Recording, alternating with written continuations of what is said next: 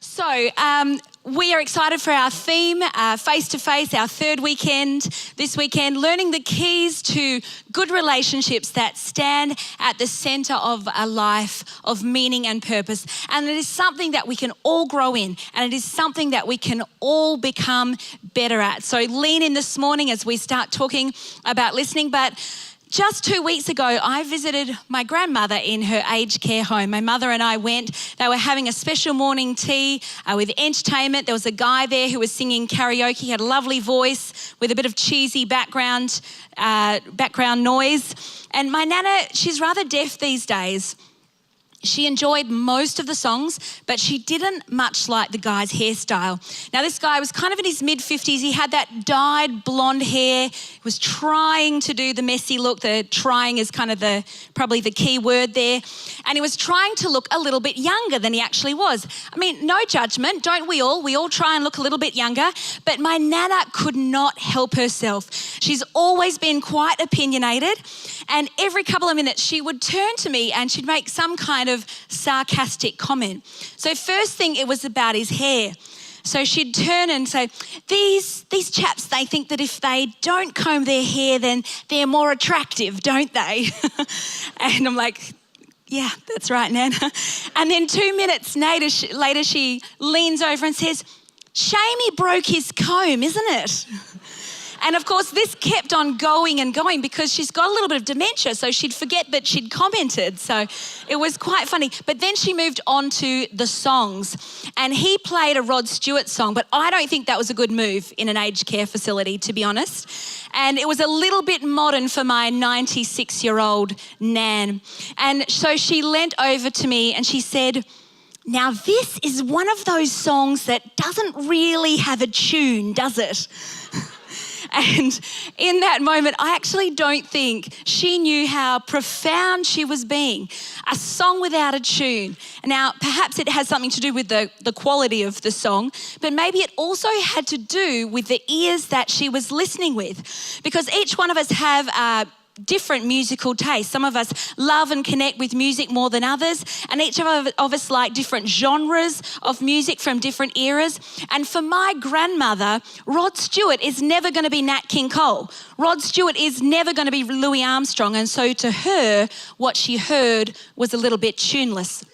And isn't this so true of the way that we listen to the people around us? Because when somebody says something that resonates, something that we agree with, something that meets a need inside of us, as the saying goes, we can be all ears. We're at full attention and we're engaged completely. But what if you're listening to your elderly neighbour drone on about the weather for the third time that week? What if you're listening to your spouse talk about that hobby that bores you to tears? Or what about that pesky person whose politics are a little bit different than yours and they just say the dumbest things sometimes? We find it so hard to pick up on the tune, so hard to find meaning in their words. It's like their song doesn't have a tune to us, and that can stop us from some of the best and deepest points of connection that build relationships in our lives. So we all know that humanity revolves around relationships. If you call yourself human, and I hope you all do, your life revolves around a series of relationships that ultimately determine the quality of your life. Relationships are at the very center of life on earth, and they're at the very center of the heart of God. As social connectors, one of the most beautiful things about sharing this story called life with others is our ability to learn and to grow from each other. Just think about it, how you learnt to walk and talk. It happened through connection. Your vocabulary grew from babbling sounds into thousands of words that you learnt primarily from human connection. The formulation of your values and priorities and passions and vocation, all influenced by human connection.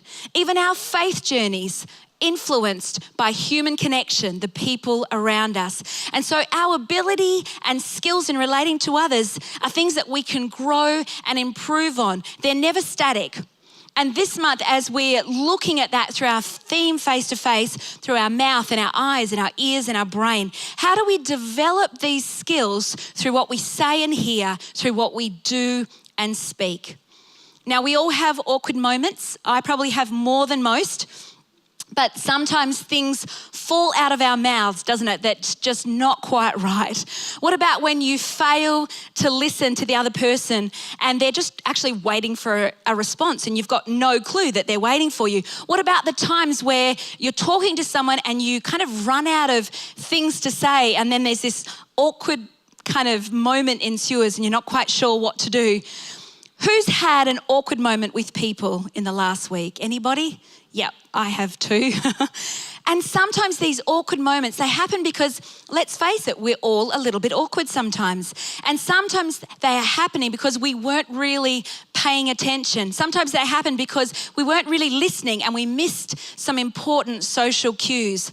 Now, real listening, it doesn't actually exist in a vacuum. It's not just about our ears. It's also about our eyes, our brain, and our mouth, because those are things that help us listen as well. Feedback that helps the other person know that we're listening to them. But today we're specifically talking about the power of listening. Now, I have an elderly neighbour. He lives down the road. I kind of relate to him a little bit because even though he's in his 80s, we grew up in the farming district of Western Australia, like me, and he reminds me of my great uncle Frank. Now, Duncan is a little bit lonely because his wife died a few months ago, and he brings me lemons. He brings a lot of people on the street lemons. The problem with Duncan is that he never stops talking. And when I walk past his house, he's often out the front and we have a chat. Well, Duncan chats and I listen. And every few moments, the dog kind of does a little sigh and changes positions and looks at me as like, I'm bored, can we go now? And I'm kind of looking at the dog like, yes, I know, I'm bored now and we should go. But, you know, in those moments, I am taught so much. I'm taught how to stop, how to be patient, how to hear a person it would be easy for me to say, I don't really have time for. And in James 1, verse 19, he says, my dear brothers and sisters, take note of this. Everyone should be quick to listen, slow to speak, and slow to become angry. Now here, James is actually telling us to hurry up and listen. There's an urgency to his words. It's really important, but it also helps us to see that listening isn't just something that patient people do. Listening isn't just about being willing to be bored and let others drone on, because listening shouldn't actually be passive. Listening is active, it's curious, it's responsive. And when we are quick to listen and slow to speak, we are actively participating in making sure that our relationships are healthy and happy. Well, what about the book of Proverbs? Let's read Proverbs 12:15. It says, the way of fools seems right to them, but the wise listen to advice. This is just one of many verses in this book of wisdom where the writer emphasizes over and over again how wisdom is obtained. The key is the posture of listening. The key is the posture of understanding. So there's three things that I want us to look at today, three ways in which the act of listening can help us improve our relationships and the way we relate to others in the world. The first thing that we can do is listen to learn, to discover the wells of wisdom in others. And in the second chapter in the Gospel of Luke, we read an account of Jesus as he's growing up. And he goes with his parents to Jerusalem for the Passover festival. And the account ends with this verse in verse 52. And Jesus grew in wisdom and stature and in favor with God and man. So Jesus grew in wisdom. He grew in stature. He grew in understanding. That sounds like something that I want to do. And how did Jesus do it? What did Jesus do previously? Let's have a look. Let's read back and start at verse 41. Every year, Jesus' parents went to Jerusalem for the festival of the Passover. When he was 12 years old, they went up to the festival according to the custom. After the festival was over, while his parents were returning home, the boy Jesus stayed behind in Jerusalem, but they were unaware of it. Thinking he was in their company, they traveled for a day. Then they began looking for him among their relatives and friends. When they did not find him, they went back to Jerusalem to look for him. After 3 days, they found him in the temple courts, sitting among the teachers, listening to them and asking them questions. Whoa, this is Jesus, the Son of God. He sat at the feet of the teachers. He asked questions with the posture of a learner. So listening then becomes a skill that we can constantly grow and mature in. Jesus learned and grew in his wisdom and understanding, and we can too. So listening to those we have allowed to speak into our lives, our teachers and our mentors, the way Jesus sat at the temple that day.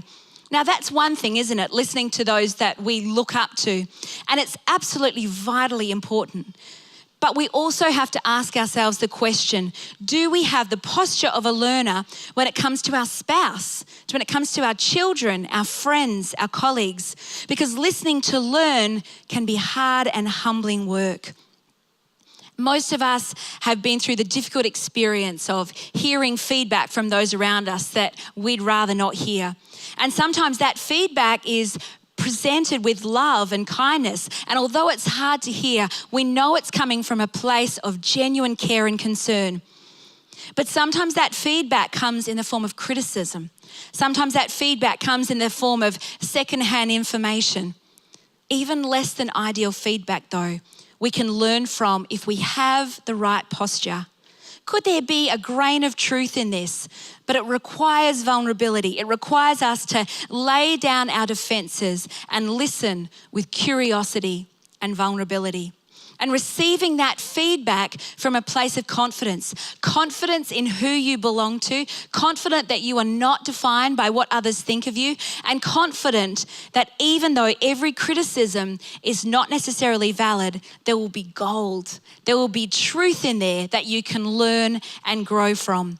We will find it so difficult to listen with a posture of learning if we allow insecurities and fear to get in the way. So how do we listen well in order to learn? Just a few quick things that we can do. Ask questions, clarify what you're hearing, ask for more detail, seek feedback, don't wait for it. Don't make assumptions, listen for new information, not what you think the other person is saying. Reflect on what is heard. Keep the gold, shelve the rest, because not everything is useful or helpful. And apply what you hear and learn. Put it into practice. So the second thing that can help us to improve our relationships and the way that we relate to others in the world is to listen to love, to walk in the shoes of others. As we learn to be good listeners, something will quickly become apparent to us, that the people that we're really listening to experience empathy and connection and respect and love. I love what Harper Lee's character in To Kill a Mockingbird said. If you can learn a simple trick, Scout, you'll get along a lot better with all kinds of folks. You'll never really understand a person until you consider things from his point of view, until you climb into his skin and walk around in it. I love that. Walk in somebody else's shoes, but even more, walk around in somebody else's skin. Get empathetic. Romans 12:15 says, be happy with those who are happy and weep with those who weep. Galatians 6:2 says, share each other's burdens and in this way obey the law of Christ. And Paul instructs the Colossians to put on then as God's chosen ones, holy and beloved, compassionate hearts, kindness, humility, meekness, and patience. So when we share in another's burdens, when we learn to be empathetic, we're not just listening to another person's story, but we're also participating in their story so that we are not only hearing the facts of someone else's experience, but we actually feel their experience to some level. So to have empathy for another is not simply to believe what that person says, but to feel along with that person, to participate in that person's experience. When we take that empathetic stance towards another person, it means that we are able to transcend our own experience in order to enter into the experience of another.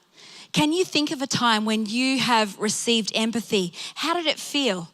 I know when I have experienced this, there is nothing more healing and comforting than this. And it helps to lift the weight of the burden that we're carrying. It helps us to feel less alone. But in the breakdown of human relationships, so often at the core of that breakdown is empathy, the loss of connection, the loss of communication. In failing marriages, often you hear the person talk about the vanishing of emotional connection between them and their partner. When teens withdraw or rebel, I've heard it said, my parents just don't get me. I try to tell them stuff, but they're either too busy or they lecture me. And in workplace disputes, employees might complain about their supervisor just showing too little concern for them as a person, and therefore they withdraw because they feel so disconnected.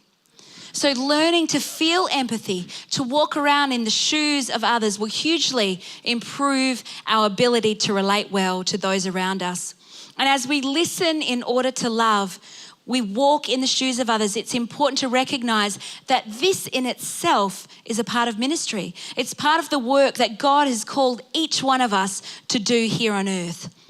And over again, I'm amazed by the transforming significance and profound simplicity of the ministry of listening, of the way we can bring the hope and the healing and the power of Jesus to others as we listen and respond to them. Now, right now, I'm going to get a little bit of help explaining this. So I want you just right now to welcome to the stage Russell Singano, one of our incredible leaders and volunteers. Come on up, Russ.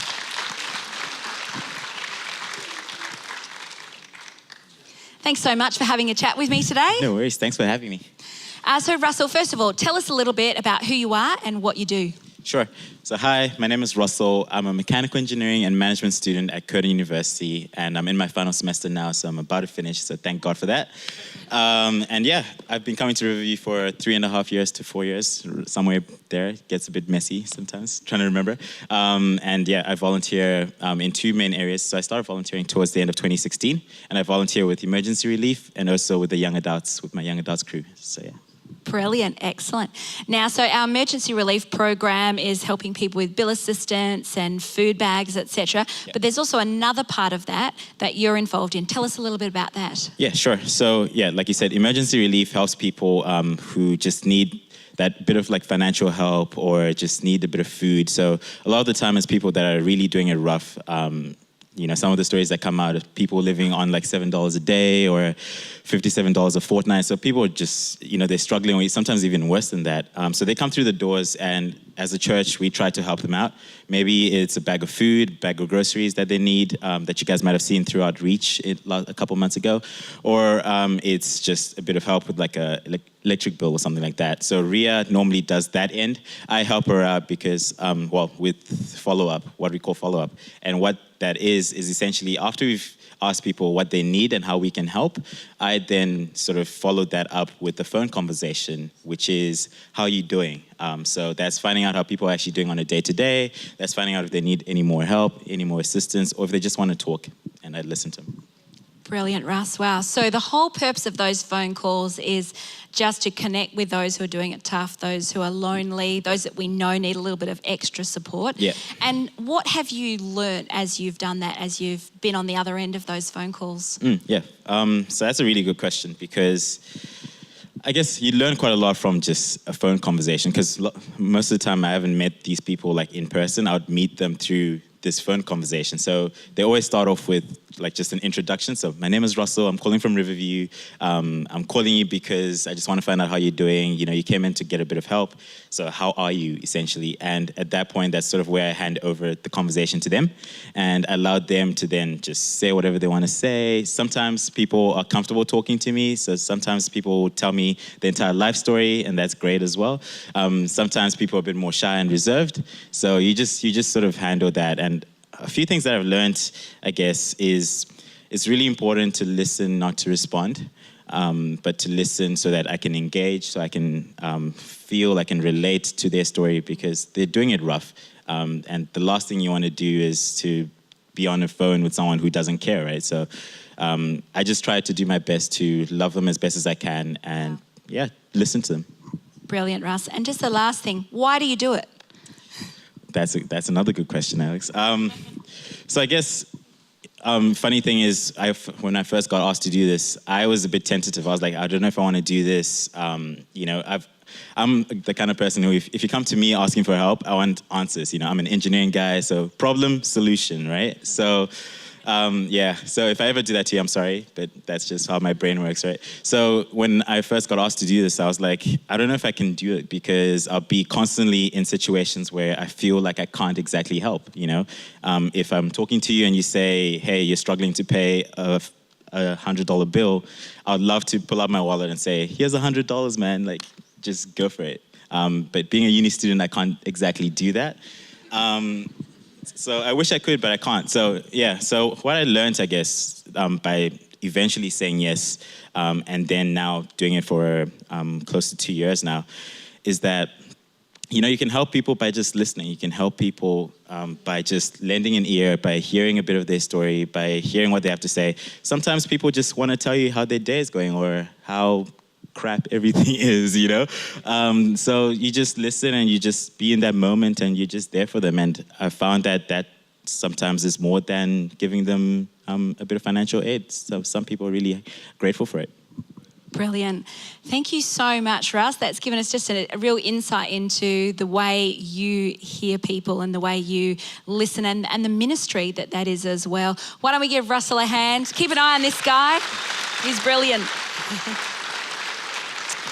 Wow, the power of listening to bring value and hope and love to those who are doing it tough. So as we are learning to listen in order to love, we also need to learn what not to do. Because as Russell just talked about, some of us just want to fix it.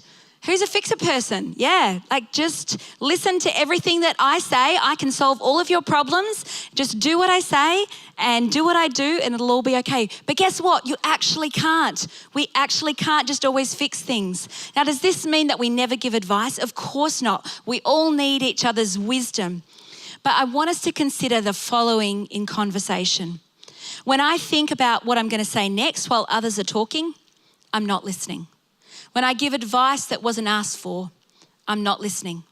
When I suggest something that someone shouldn't feel the way they do, I'm not listening. When I fail to acknowledge their feelings, I'm not listening. When I top their story with a bigger and better story of my own, I'm not listening. And when they share a difficult experience and I counter with one of my own, I'm not listening. There was a close friend of mine that I had in my early 20s, and she was coming to terms with the abuse that she had suffered at the hands of her father. And over the period of just a few weeks, she went from being fun and outgoing and chatty and a great conversationalist to depressed and anxious and isolated and just annoyed with everybody around her. And you know what? For a few weeks, I was an incredible friend. And then after a few weeks, it got boring, it got hard, it got frustrating, and I just wanted to fix all of her problems. The thing is, it wasn't my job to try and fix her. This was a long journey that she would be going on. And she had the professional help that she needed. She just needed me to be a friend. And I just needed to learn how to be comfortable with silence. I just needed to learn how to be comfortable just sitting and crying with her. I just needed to learn to be comfortable with the discomfort that comes with having no easy answers. And you know, one of the most simplest and yet profound things that we will ever do for other people is to show love by listening, by climbing into another person's skin and walking around a bit in their shoes, learning that sometimes the wisest thing to say is actually not much at all. And so the third thing that can help us to improve our relationships and the way we relate to others in our world is to listen to lift up the voices of others, to be willing not to be the center of attention. Now, there was a German pastor in the time of World War II, Dietrich Bonhoeffer, and he wrote these incredible words in a book called Life Together. And I found them so challenging. He said, Christians so often think that they must always contribute something when they are in the company of others, that is the one service that they have to render. They forget that listening can be a greater service than speaking. But he who can no longer listen to his brother will soon no longer be listening to God either. He will be doing nothing but prattle in the presence of God too. This is the beginning of the death of the spiritual life. And in the end, there is nothing left but spiritual chatter and clerical condescension arrayed in pious words. One who cannot listen long and patiently will presently be talking beside the point and never really be speaking to others, albeit he be not conscious of it. Anyone who thinks that his time is too valuable to spend keeping quiet will eventually have no time for God and his brother, but only for himself and his own follies. Wow, talk about a smack in the head, those words. But listening, it also is about putting ourselves aside in order to hear another person, in order to amplify another person. The trouble is, as Bonhoeffer reminds us, that we are taught sometimes that the only way we can contribute is to speak up, is to have something to say, is to have profundity and wisdom and revelation at the ready all the time. But this just isn't the case. When we practice the art of listening, we learn that we are not and cannot be at the center. We learn that we have to get out of the way. We learn how to be quiet. And that as we learn to be quiet, we will often then hear the softer voices that are around us speaking, the softer voices that were there all the time, but we couldn't hear them because we were too busy speaking. So my question is, whose voice at the moment are you not hearing? And I want us to think right now, bigger than our family and our friends, although that's really important too. I want us to think community. I want us to think the voices out there in the world. Because we can actually choose or not to listen to the voices of those whom we don't even know. There's a beautiful saying that says, an enemy is someone whose story you have not yet heard. And so to find that human connection with those that we don't know and haven't heard, it can actually take some uncovering of our own prejudice, uncovering of our own perspective. And the only way to get to that is to listen to other people. Many of the people that we think we know something about, we actually haven't even met yet. Those of us with the power to choose what we do and where we go, who we can talk to, we can make the deliberate decision to listen to those that we've never heard before. So what might that actually look like for you?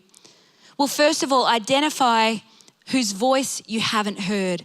It might be a family from another culture down the road. It might be a person from another faith. It could be somebody who's socially or economically excluded or left out of the narrative of our dominant culture. And this is then the hard part, because then we have to seek them out. We have to find them. This is where listening gets really costly. You might have to volunteer somewhere or make some inquiries to somebody who might be able to help you make that connection. It might feel awkward, and that's fine. You might feel like a bit of a beginner. You might feel out of your depth, and that's actually the perfect place to start from. Because the posture that's required to lift up the voice of others through listening is a posture of dependency, and it's a posture of relationship. And it's in direct opposition to the posture of success and strength and force. It's the posture that Jesus taught us to have, his upside down kingdom taught us to have. Just as we finish off this morning, I want to read these beautiful words from a talk I heard recently by a woman called Stephanie Spellers.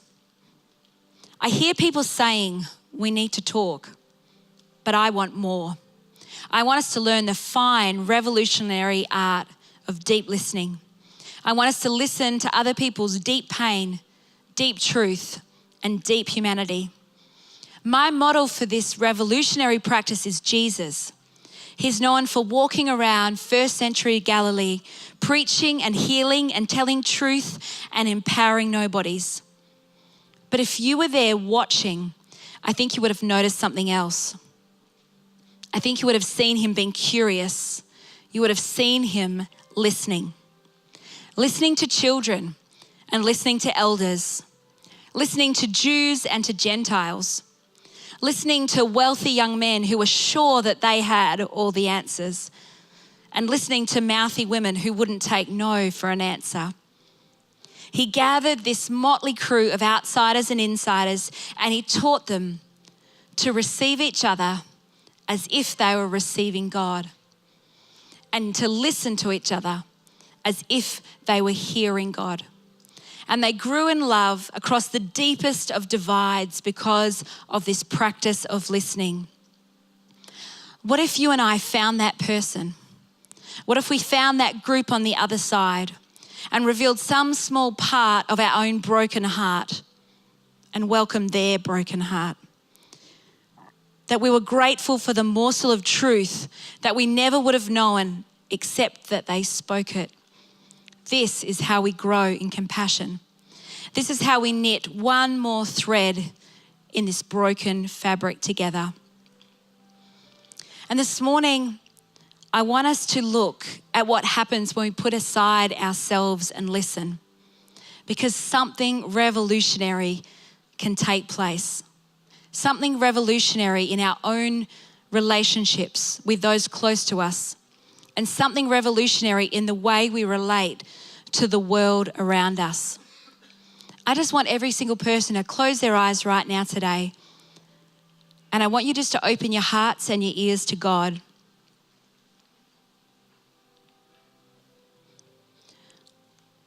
What if we could receive each other as if we were receiving God? What if we could listen to each other as if we were listening to God? And that's what I want us to ask. Are you willing to listen? And who in your world right now needs you to listen to them? Who in your world right now needs to be heard? Is it your partner? Is that relationship in trouble because there's just not listening taking place between you? Is that your child or your neighbor or the family down the road? There's someone that God is speaking to each one of us about right now and asking us to hear them. Asking us to put ourselves aside and listen for what's hard. Asking us to be vulnerable and curious. Leaning in and seeing what surprising things we might hear because we've been quiet and we're waiting to see what new things we can learn. For just another few seconds, I want us just to listen to God. Listen to his voice and wait for that person drop into your heart.